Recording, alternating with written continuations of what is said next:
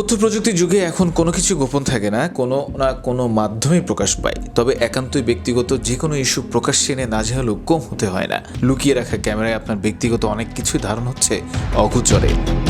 ঘুরতে গিয়ে ভালো হোটেল কিংবা রিসোর্টে থাকতেও অনেকেই পছন্দ করেন, কিন্তু আপনার সামান্য অসচেতনতা সারা জীবন ভোগাতে পারে। আপনার এই অসচেতনতাকে সুযোগ হিসেবে কাজে লাগাচ্ছে কিছু অসাধু মানুষ। কেননা অনেক হোটেলের রুমেই লুকিয়ে রাখা হয় স্পাই ক্যামেরা। ট্রায়াল রুম কিংবা হোটেল রুম, বাথরুমে গোপন ক্যামেরায় ধারণ হচ্ছে ভিডিও।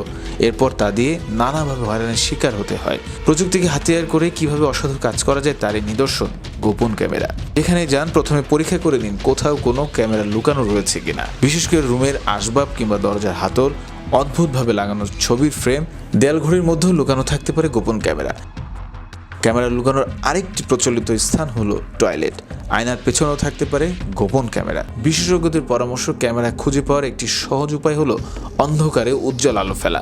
ক্যামেরা যত ক্ষুদ্রই হোক তাতে লেন্স থাকবেই, আর উজ্জ্বল আলো লেন্সে পড়লে তার থেকে নীল প্রতিবিম্ব তৈরি হয়।